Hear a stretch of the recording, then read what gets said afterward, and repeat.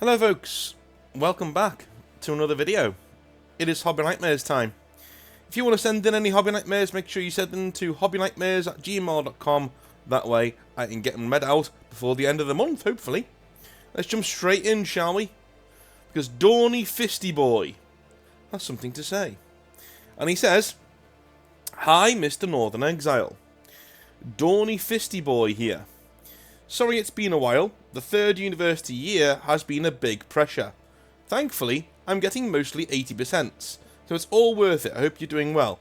Yes, mate, 80% is a good score. That is a, well, 70 and above is a first, so 80 upwards is absolutely fantastic.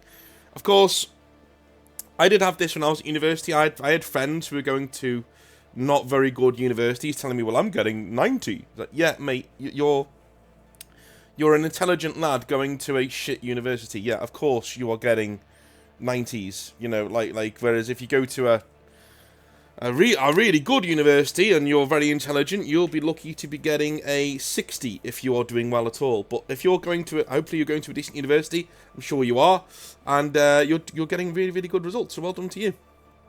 Anyway, I have a fun take for you, he says. It's about an encounter with a woke hobbyist at a tag team event at a local hobby store.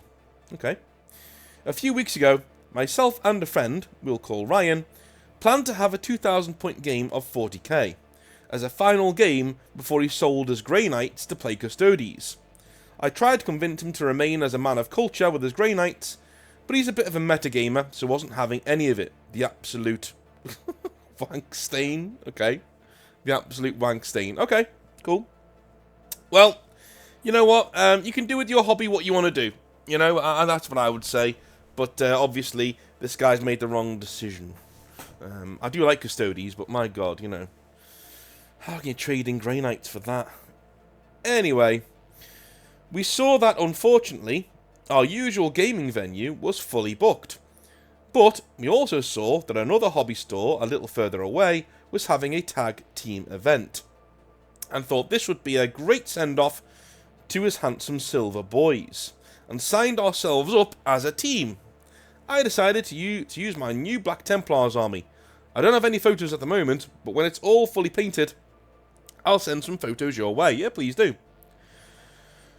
We get to the venue, and it looks pretty cool. They had an awesome Space Marine statue at the entrance, and a cafe area where players could grab hot food and coffees between games. As we're setting up, our opponents turn up, and we shake hands. We'll call these players Sean and Bob. Sean was pretty quiet throughout the game, and to be honest, looked like he didn't really want to be there, but was just dragged down by his friend Bob. He had a really cool Dark Eldar army. I haven't played against Dark Eldar since 5th edition, so I was looking forward to that. Now, to be fair and give context, I may have been asking for it from Bob, since I was wearing my Arch Warhammer t-shirt. Oh no. Oh no. I can guess what kind of a guy Bob is. Alright, okay. Alrighty. I wonder what happens if you wear a Northern Exile shirt. People, well, number one, people won't understand what it is. But I'm kind of thinking that we're such a niche community that I think if you wore a Northern Exile shirt and somebody else recognised it, you'd just be getting on like a house on fire straight away, because you're both into this really niche thing, you know what I mean? Yeah. Anyway, let me just carry on here. I love his lore videos, Arch, and he's been a big part of my hobby since I started. That's fine, man. Listen, you're not going to get any judgment from me, you know? Like, his lore videos back in the day were top tier. They were great. It was kind of like similar to the way I do my normal videos. Do you know what I mean? In that he was like a mate who was just having a little conversation with you in a bar or something. It's pretty cool. Anyway. But Bob was quite honestly a walking red flag of drama is about to start. Pink hair, a blazer with a hammer and sickle pin, and an Eat the Rich sticker on his carry case. Oh, God. Oh, no. To say something nice before this shit show starts, he did have a very well painted Mechanicus army. I tried to keep things at a friendly level by complimenting Bob's army. That's an awesome mech army, mate. What did you use for the bases? I asked. Rather than answer, Bob just gave me a look like I just shat on his grandma and said in a snarky tone, "With that shirt, I'm surprised you don't... Sorry. With that shirt, I'm not surprised you play xenophobic knights." Well, fuck you too, you unicorn-looking prick, I thought to myself. Yeah. Yeah. Oh, and it's lovely to meet you too, I said sarcastically. That's the best way to go about it, mate. The best way. It's lovely to meet you too, and then move on with your day. Ryan, being peacekeeper, jokingly said, "We should all be xenophobic to space bugs and space elf scum." No offence, Sean. "Come on, let's get our Warhammer Addicts Anonymous meeting on the way." Myself and Bob swallow what we clearly want to say to each other and start the game. It's the only time we're going to... Okay. It's the only time we're going to be playing in this venue since Ryan and I prefer our usual venue, so I can be a big boy and suck it up, I think to myself. To cut the fat story down, as we got to turn 3, Bob had been going on non-stop throughout the game about how gatekeepers are toxic to the community, and that Games Workshop, bowing to the whims of incels, is stopping female Space Marines from entering the setting. Bob then, during one of his tirades, turns to me and condescendingly says, "But I can probably guess correctly that someone like you wrongly thinks otherwise." I stood silent for about 5 seconds, before thinking, do you know what? Screw it.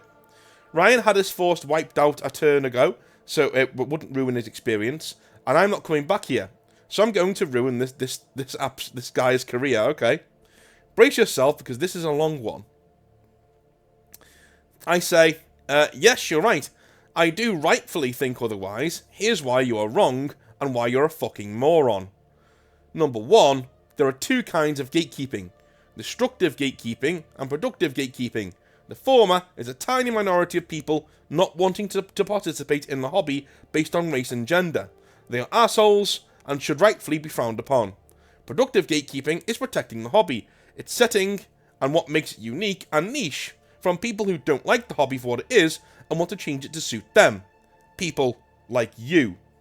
Number 2, there are biological reasons why there are no female Space Marines. Men have higher testosterone levels, larger muscle mass, and thicker bone density, and even then, most human males won't be worthy of becoming Space Marines, nor will they survive the implantation process. Out of trillions of humans, you'd be lucky if 100 of them make it. Why would the Imperium waste precious resources on people who will have a higher chance of death during the process because they're not biologically compatible? The Imperium is in a constant war and fighting for survival. Equality and diversity are not on the list of priorities. Dude.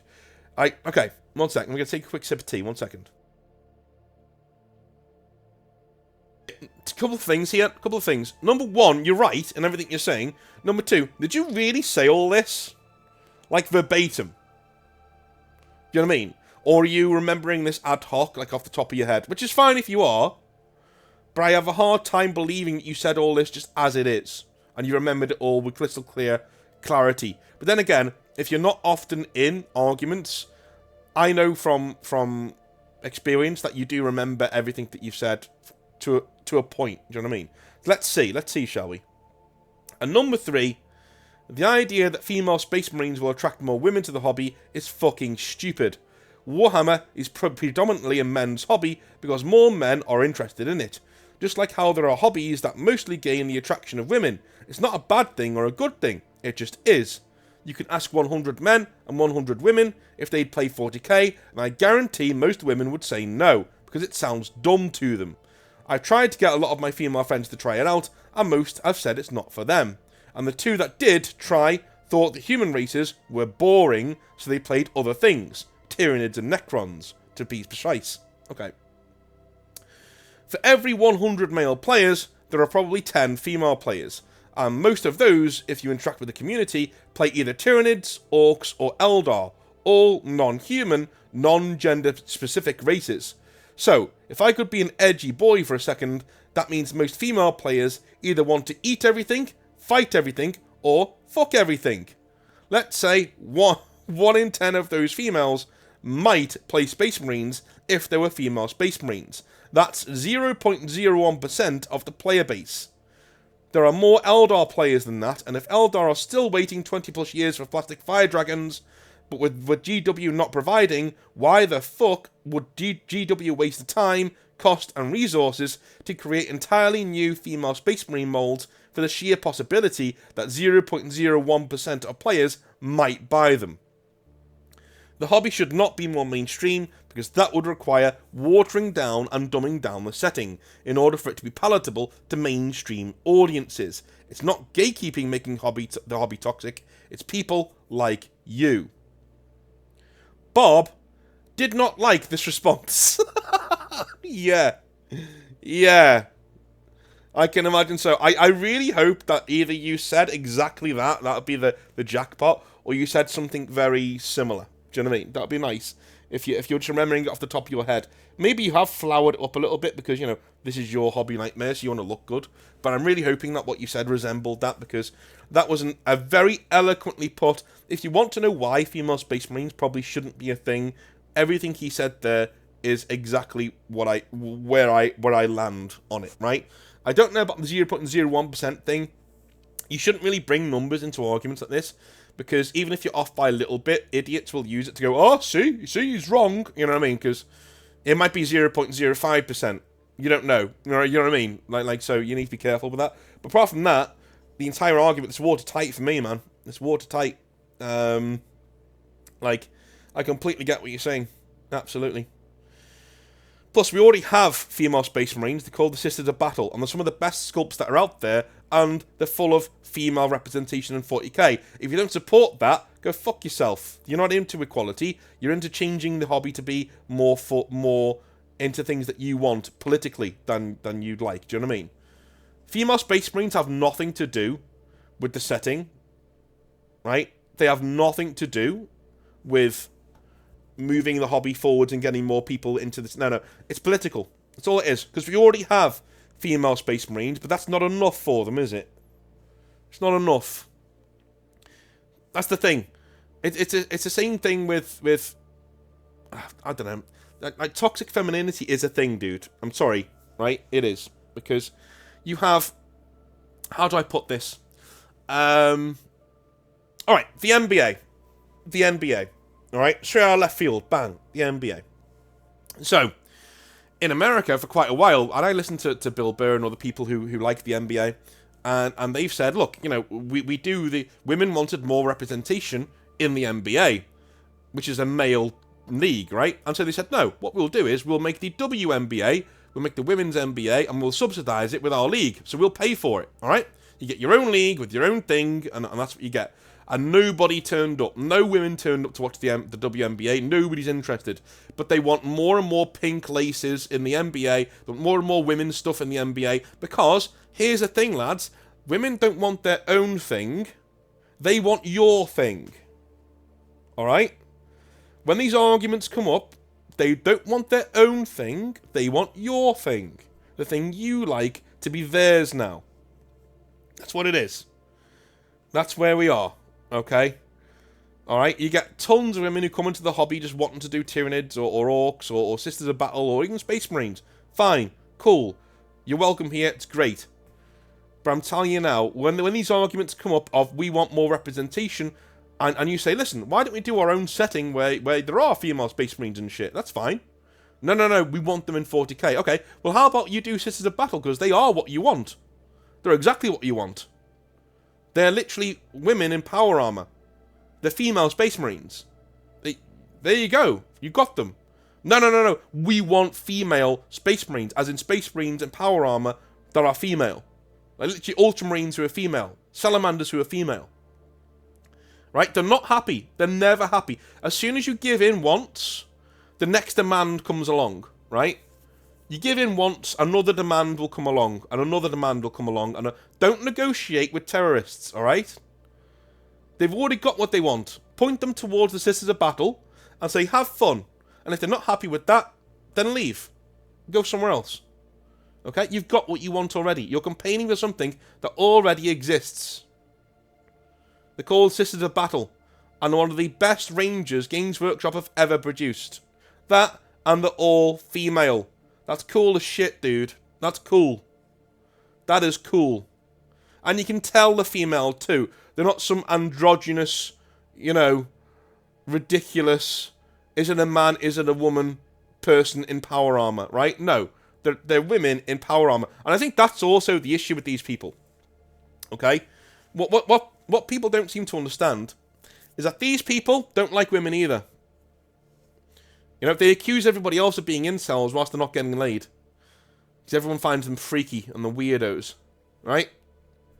They don't like women either. They don't want female space marines, they want androgynous space marines. Where you don't know whether it's one or the other. That's what they want. Alright? I'm telling you now. It's a nonsense argument for nonsense people, and they should get in the fucking sea. Honestly. Because they don't want their own thing, they want your thing. Okay? They don't want Sisters of Battle.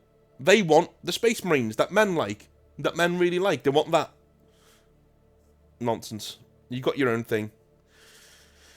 Anyway, I then packed up my stuff and left. Not before Sean perked up and said, "He's got a point." To which Bob gave Sean a look of absolute disgust. As his friend. That's awesome. The guy's own friend is like, "Yeah, he's got a point, you know." I've cut this down a bit because it would be like going back and forth with the same arguments. After the fun, me and Ryan went to get shit-faced. I thought I might have embarrassed him with my tirade, and so I decided to pay for beers for the night. Ryan wasn't bothered by the ordeal. In fact, he found it hilarious that I got into an argument with somebody he described as needing a good old shag to get the stupid out of his system. I don't know if I came across as too harsh, or that I should have just sucked it up more and taking the snide condescending tone from Bob, but people like this really got under my fucking skin. If you want to convert and headcanon your own chapter made up of female space marines, go for it. But don't enter a hobby when you clearly don't care for the setting or lore, and demand it change to suit you. If we all try to force everything to be palatable to all of us, there will be no flavour to the world. I'm more of a golf man myself, and don't really care for football, but I don't demand the game of football be changed to be more like golf. I let the football fans enjoy themselves, and just head to the fucking golf course. That's a really good analogy. That's better an analogy than what I came up with. That's really good. In the end, me and Ryan got properly drunk and said a fond farewell to his Grey Knights. I do have another, way more light-hearted hobby nightmare about the dumbest D&D campaign I've ever played. I would have included it, but it's a much longer story and didn't want to take up more of your time. If you'd like me to send it, I'll happily do so. Anyway, I hope you enjoyed my tale as much as it is possible. I'll close things off with a simple quote. Greetings and salutations, friends. All the best north. Cheers. Okay. Yeah, obviously, yeah, you're an Arch Warhammer fan. That's fine. That's fine. You know, I would... Again, I've got nothing to say with that. I don't really watch him myself, because in terms of Warhammer people, I don't really watch very many. I watch mainly lore people that I can listen to whilst I'm doing my dinner, whilst I'm making dinner, you know.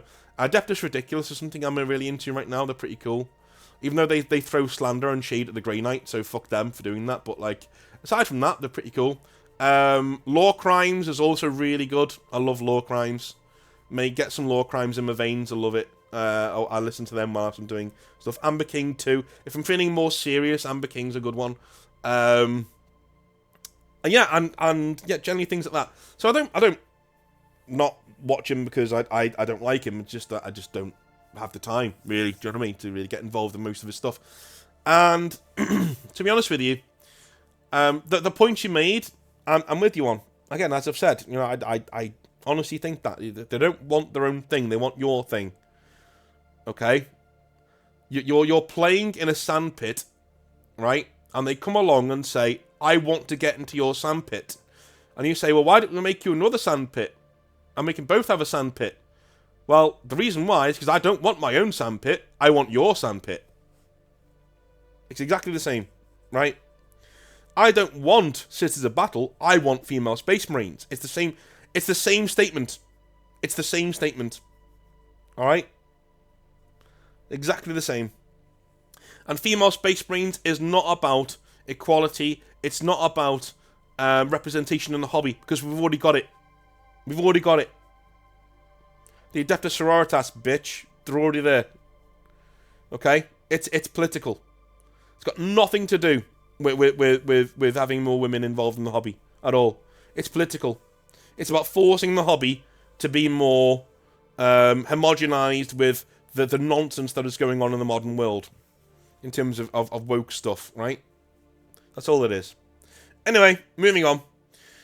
Newbie Fox says, Newbie Fox, are you a new fox? He says, hey North, well I'll say he, I don't know, but anyway, hey North, I needed to head on here and just vent a little bit about a situation that happened at my local Games Workshop 2 years ago. How time flies. So, this store was one of the last holdouts, as far as I'm aware, of keeping gaming in the store. We had a manager, Mark, who was a decent sort, and had been with the company for many years. As a guy, it was hard for Games Workshop to shift him and fire him because he'd been there for so long. When something came down from head office that he thought was idiotic, he would just ignore it or just pay it lip service and carry on.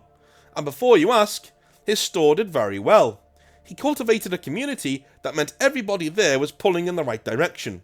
We'd have events and tournaments in store, and Mike was really good at folding new people into those events. Dude, the amount of people who tell me that that the things Games Workshop does in terms of gaming and regulars and stuff help stores when you get rid of them. Like, you get rid of regular customers and it helps stores. You get rid of gaming from the store and it helps stores. I have yet to see somebody produce a single piece of fucking evidence to support that claim. Do you know what I mean? I've yet to see one. Just one. And I'm somebody who says you need a balance. You can't go all gaming because you'll ruin your store. Right? But all these people who say, oh yeah, the time vampires, they're ridiculous, you gotta like get them out your store, blah blah blah. I have yet to see a single piece of fucking evidence backing up that claim. Alright? But we've had dozens of Hobby Nightmares, literally dozens, where we've seen managers, you know, doing well by their community, having a balance of recruitment and satisfying their regular customers, succeeding. The mind boggles. Anyway, he'd keep the store open on 2 nights in a week, sometimes 3. Sunday would be the beginner's day, full of brand new people heading into the hobby, and he even did a naughty thing in that he told people that if they brought a friend into the hobby on a Sunday and they got a starter box set, he would give you a free white dwarf or a pot of paint. Now, don't get me wrong, there were a lot of cheap idiots that had friends pose as newbies to get some free stuff, but Mike was very good at sniffing those out and kind of knew everybody in the hobby in the local area, so was able to be like, I know you, you're not new, dude. But it still upset me kinda that people tried to pull this stuff on him. Yeah, as an ex-Games Workshop staffer, I can tell you now, mate, those people are everywhere. Never be surprised how low the general public will stoop to get something free, especially nerds. Sorry guys, but it's true. Some of you are cheap assholes, and you will do anything to get your freebies out of us. You know, most of you aren't, but there are those people, and unfortunately, as a Games Workshop manager, you will come across them. You know, it really is sad. It's not very nice at all. As I said, he ran a Tuesday and Thursday later evening club. Tuesday was the younger neophyte night, in which people who had graduated from the Sunday programme would play games on Tuesday night against other younger people and schoolgoers with their parents around to have fun too. As a regular customer or an older customer, you weren't banned from that night, but you were encouraged to give the tables up to the younger people learning the game, or to play a game with them to make sure they were getting their rules right. That's cool, I like that.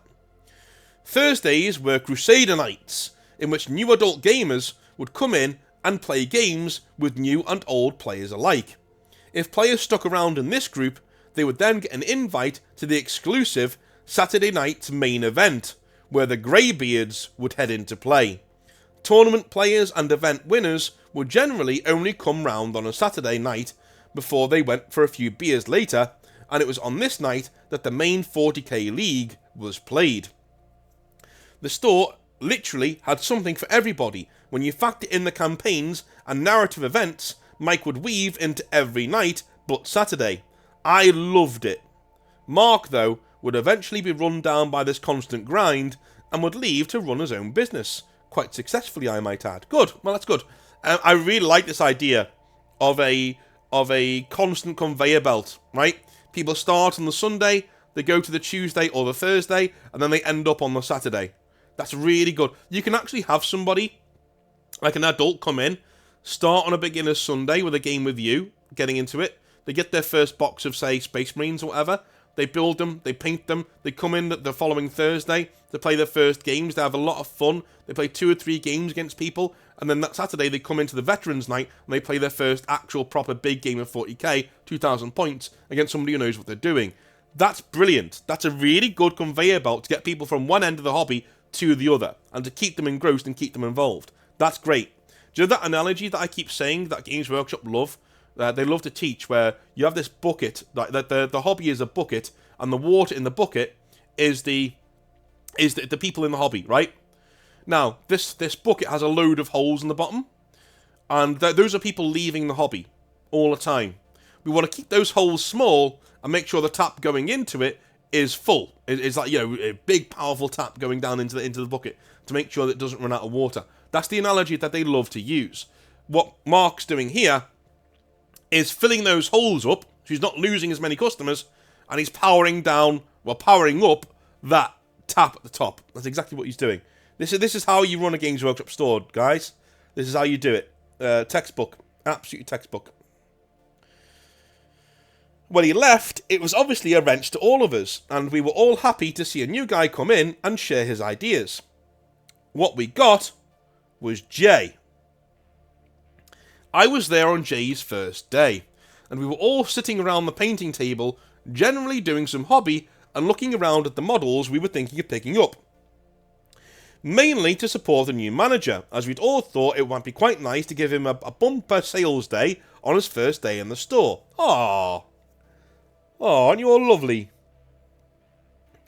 Jay strides in and shakes his trainer's hand. The trainer on this day was a decent bloke. Normal, not over the top in any way, really. They had obviously done some training already, and the trainer just handed over the keys and walked off and out of the store. Jay responded by looking around the store and then headed over to us at the painting table. It went quiet as he loomed over us, looking down his nose with this smug expression of derision on his face. Strange. Eventually, he scratched his bald head and pointed to our models and said, one by one, and I quote, "That is shocking painting for a hobbyist of your age. No edge highlighting at all. Book in a slot so I can teach you. And you completely messed up that base with too much Martian iron earth. You need to come down so I can show you how to do it properly. And you, Black Templars are supposed to have mostly chainswords, and I don't think those swords are even made by Games Workshop, so you need to remove those. Aside from that, are there any models I can help you with today?" Wow. How to lose customers 101. That is impressive weaponized autism right there. Like that is okay. And that, dear friends and listeners, was how Jay's career would continue. I think this guy's going to be a great success. What do you think? Literally every interaction he had was this condescending and talk down in nature. On the first beginner's Sunday, he would tell several kids that their models were substandard and too of poor quality to be played in the store, to the point that one lad started crying and a mother asked Jay for a word outside. She dressed him down, and I heard her telling him that if he was wearing the Games Workshop shirt, that he was a hero to the kids and needed to act that way. Not like an overgrown brat. She's completely right. She's completely right. Lads, If you're wearing that shirt, you are representing not just Games Workshop. I wish you were just representing Games Workshop, but you're not. To the wider public, you're representing the hobby in general. If you're wearing that shirt and you're acting like a douche nozzle, you are literally killing the hobby, man. Alright? You're chopping it off at the knees. Anyway. He was a hero to the kids and needed to act that way, not like an overgrown brat. His response? He banned her from the store. Oh, what? Yes, he banned her there and then for, and I quote, threatening behaviour, unquote. Oh, this...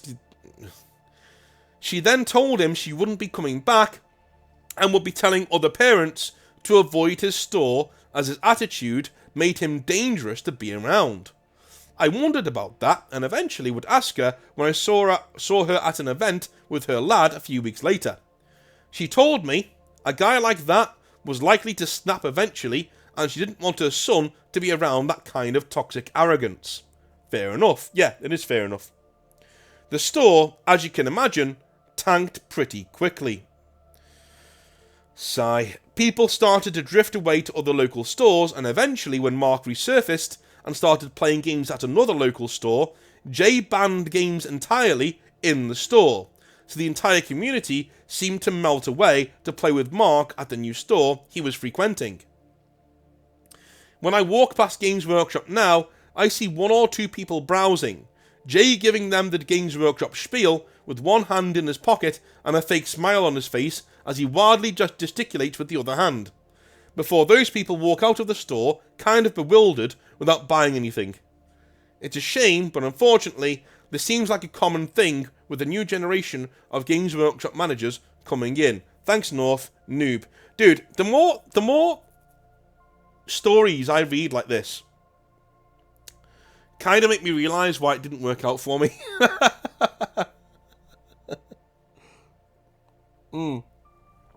Because you know this guy, this Jay, is still there now, right? You know, I was there for a relatively short time. You know, in the company as a whole, I was there for longer. But as a manager, I was there for a relatively short time. And now I'm seeing why it didn't work out. So there was one guy called Gavin and another guy called Ryan. So and they're both like tremendous blokes. But anyway, they were both fellow managers, and they've been there a lot longer than I had. And they were basically unsackable because they've been there too long. And getting rid of them would just be too much money and hassle, essentially. So, and they were also running the stores quite well. But they told me, you're a 90s manager. Right? You're a nice 90s manager, is what you are. You're doing what you saw when you were a kid. But that's not what Games Workshop wants anymore. Right? You're doing what your heroes did when you were a kid. You're modelling and mantling that behaviour. Which is great. Means you're a nice lad. But they don't want you. You know? I was told that multiple times. They don't want you. They don't want people like you. Alright? They phased you out years ago. Okay? Literally. You are... What they want is an Apple Store employee who is basically a Games Workshop employee. That's what they want. They don't want somebody who cultivates a community. They don't want somebody who cultivates the hobby. They want somebody who sells models and literally runs intro games. Right? That's it. That is it. Everything else, the community, you know, a busy store, no. They don't actually want busy stores. They want you to come in, buy your models and leave. They want quiet stores. They want empty stores. That's what they want. They want you to come in, buy your models and leave. That's what they want. A full store is a store wasting its own time, in their opinion. That's what it is. Okay? Because most of those people, they will say, aren't buying stuff. Which may be true. But it's still, you know, you're a multi hundreds of millions of pounds worth of company. I'm sure you can afford to have a few people wander into your store and play a few games of Toy Soldiers every once in a while. Do you know what I mean? It's a slippery slope. It's a slippery slope what they're doing. And they need to be very, very, very careful. I think the moment's passed. I think it's already gone too far. I think we're approaching a moment in Warhammer history where we're going to see most stores will resemble iStores, you know, iPhone stores, where you go in, it's all sterile, it's all grey, and you're shown how to do the hobby. You buy your first box set, and that's it. That's all you're there for, right? You may pop in for the odd thing, but that's it. They don't want you playing games there. They don't want you talking to people in there, really, you know, wasting their time. You go in, you get your intro, you buy your stuff, and you fuck off and never come back. That's what they want. That's what they want. They want to pawn off the gamers on the other normal stores. But the thing is, the other normal stores are making more money than most of their Games Workshop stores. Why? Because they cultivate their own communities. That's why. It's a shame. It really is. But it seems to me that this mark got out at exactly the right time. It was like, yeah, I'll go and do my own thing. He saw which way the wind was blowing. Went, yeah, I'm going to do my own thing. I'm going to go have fun. And eventually comes back to the hobby. And listen, through sheer osmosis, most of the people in the other store drift over to him again in a new store that he's not even running. He's just doing games in there. Oh.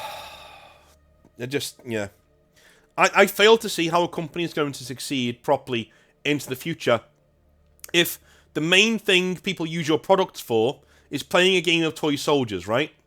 And yet you refuse to let that happen in your store. That is not a recipe for success. And it boggles my mind that it takes some dickhead like me talking into a microphone to tell a massive company that you know, neglecting a full 80% of their market share is not a good thing to do. It shouldn't need me to say that, right? I shouldn't need to sit here and say, Games Workshop, you should probably allow games in your store. Why? Because you're called Games Workshop. I shouldn't need to say it. But here we are. Alright? I love you a long time. I'll speak to you very, very, very soon. Have a wonderful rest of your day. And I will see you tomorrow. Have a good one. Bye now.